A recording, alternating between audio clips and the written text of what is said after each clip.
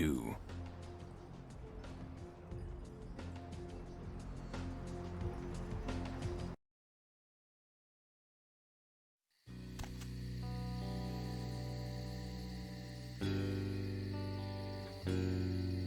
You!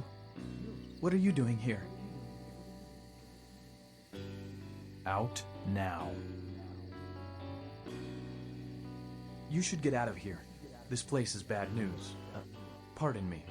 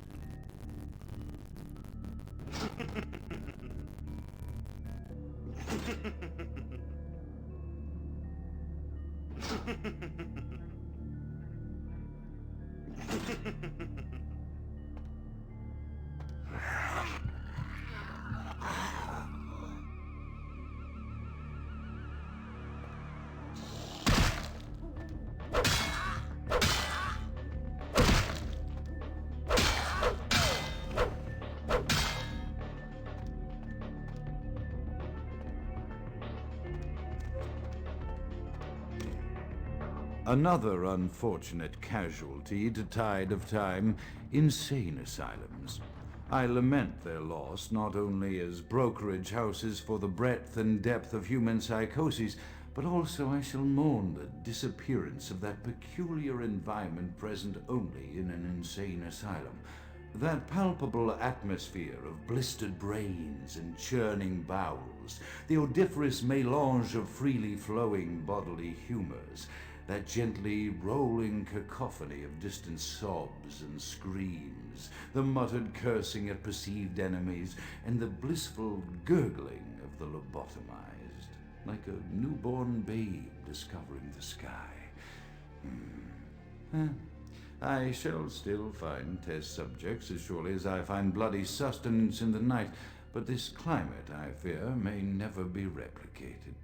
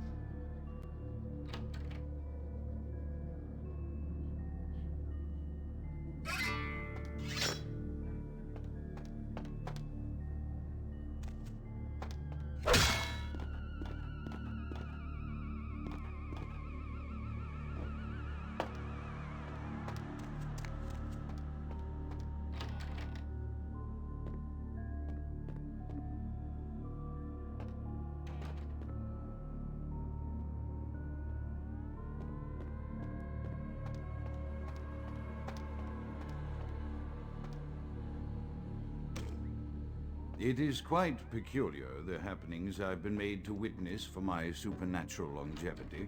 I am thinking of one unfortunate phenomenon in particular, of unique interest to my station, both as a professional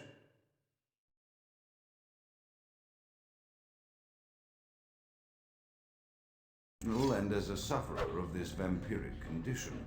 It seems the stream of time has begun to erode the moorings of my chosen course of study, for the methodologies that gave birth to psychology are slowly disappearing.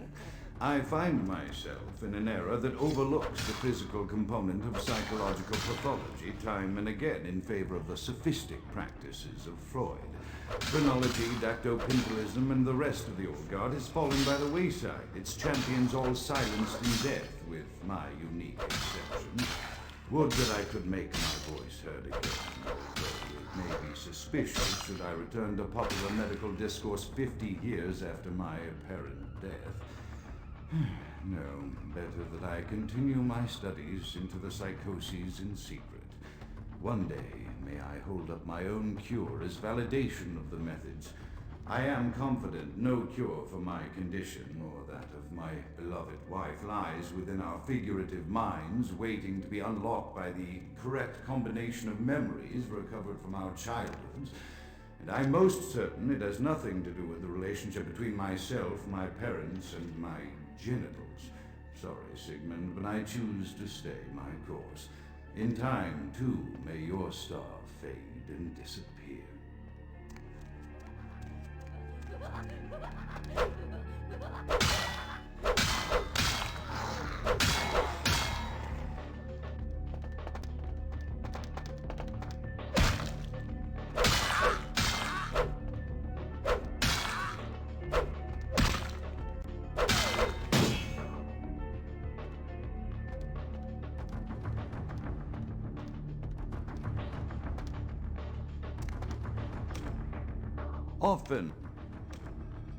Often I reflect with great regret on the missed opportunity that was my infector. Had I been conscious after the attack, I could have stopped the orderlies from locking her in the roaming pen. What I would give for just one interview, a few simple questions of the plague-ridden woman who met her end that dawn. Of course, there is no guarantee she would have been any more helpful than my current crop of test subjects, mewling wretches. Few could be called enthusiastic. Given the nature of the tests, I cannot expect the same fervor from all, but a modicum of cooperation would be appreciated. Animals. The one called John went so far as to gnaw off his arm and escape into the floorboards like some feral rodent. I still hear him scurrying about at night. He must be making an My studies proceed at a languid pace. I'm mired in a foul ennui as my wife's illness advances. My subjects grow restless without proper supervision, but I cannot pull myself back from this black depression. How many nights I've wasted now, gazing from the tower walk, pondering the frailty of existence.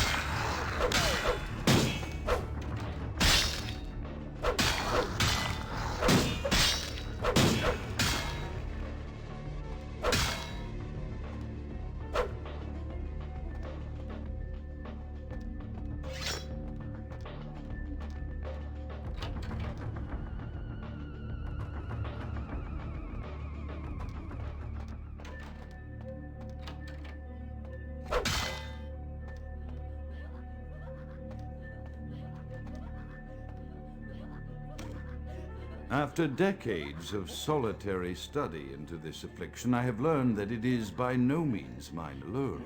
Indeed, the city is home to an entire society of similarly afflicted individuals with whom I've only recently made contact. They are an understandably standoffish sort by and large, but I have been able to confirm with them that the condition is indeed vampirism, which apparently comes in a multitude of strains, each with a spectacular set of symptoms such as invisibility and even a sort of lycanthropy. Through numerous official interactions with the governing body of this secret society, I have concluded that their fundamental understanding of the vampiric condition is woefully lacking and mired in suspicion and pseudo-religious dogma that would make a Turk balk for its strictures.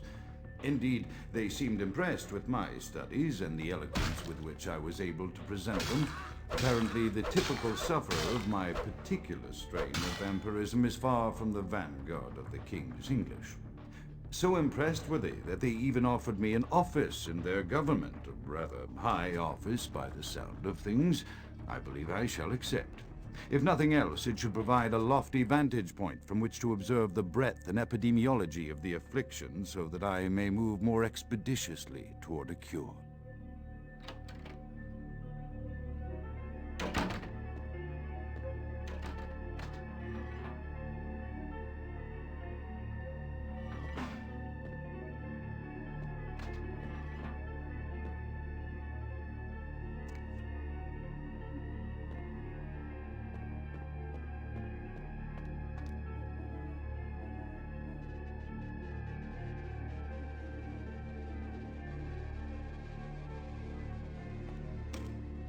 I have accepted the role of Primogen for Clan Malkavian, the dreadfully winsome label applied to the particular strain of vampirism I suffer, so named for some supposed vampire father figure of old, more poppycock grown from a backward culture that seems interminably drawn to children's tales and the fiction of Victorian romance when it should concern itself with the science behind their suffering. No matter. For I have taken this office for no greater reason than to advance my research. I must make mention, however, that even among my would-be peers in this governing body of vampires, the level of paranoia and superstition is frightening. Their intelligence is not the question, no, indeed. As they courted me for this appointment, I had to suspect that their overtures were hand-tailored to what must be my obvious infatuation with reason, for the devil would do well to have such honey-tongued tempters. Even so, I could not help but notice the dressing of language these vampire leaders chose for their siren song. Whether it is born of habit, from addressing their unwashed, ill-educated subjects, or from their own deep-seated beliefs, their linguistic flourishes belie a faith in superstition over the providence of empirical reason that must be an all-pervasive theme in this society of darkest night. Damn it all, now I'm doing it too.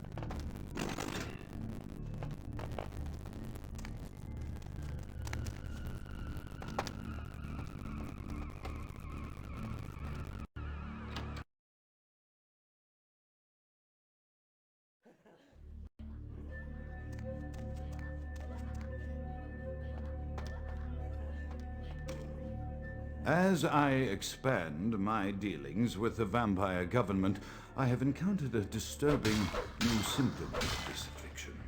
Frequently, in conversation, I will hear voices emanating from other vampires, voices that are not their own, but which seem to have insight into their lives beyond what I could gather from simple conversation. These voices seem to be echoed from deep within my fellow vampires, and I cannot be certain if this symptom belongs to my strain of the illness or not, for the voices are various and inconsistent. I dare not mention this symptom to my vampiric peers, for they have proven themselves true predators to whom I could be loath to reveal any sign of weakness. Indeed, these voices have counseled me against confessing their presence, and until I can confirm their source, I will listen. The information the voices have given me ranges from curious to frightening. The latter case is especially true of one powerful vampire whose name I shall not commit to recording in the interests of self-preservation.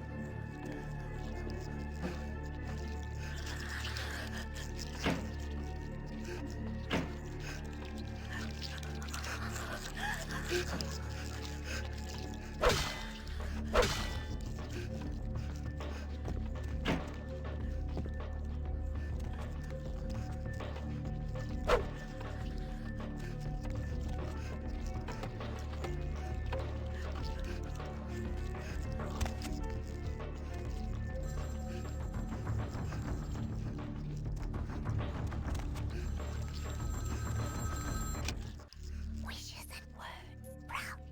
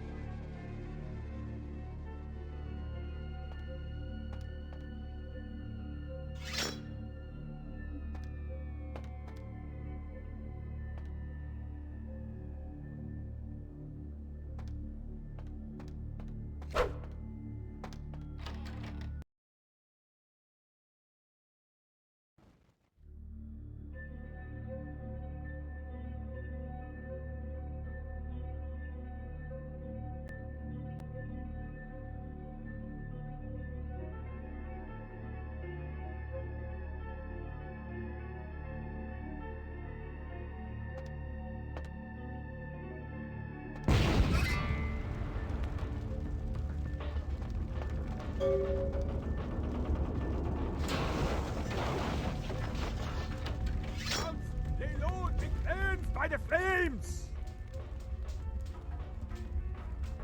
Count is dead? Pity it could not be by my hand. No matter. Soon your self-made kings and false prophets and all who bear the mark of the beast will be washed from the earth for the coming of the Lord. As you burn, tell them it was Grünfeld Bach who sent your damned soul to that lake of fire. All agents of Satan shall return to whence they came. Let this righteous display serve as a promise to all who serve the Archfiend Lacroix. I'm coming for you, Lacroix. By the power of the Lord, I will cleanse your black soul.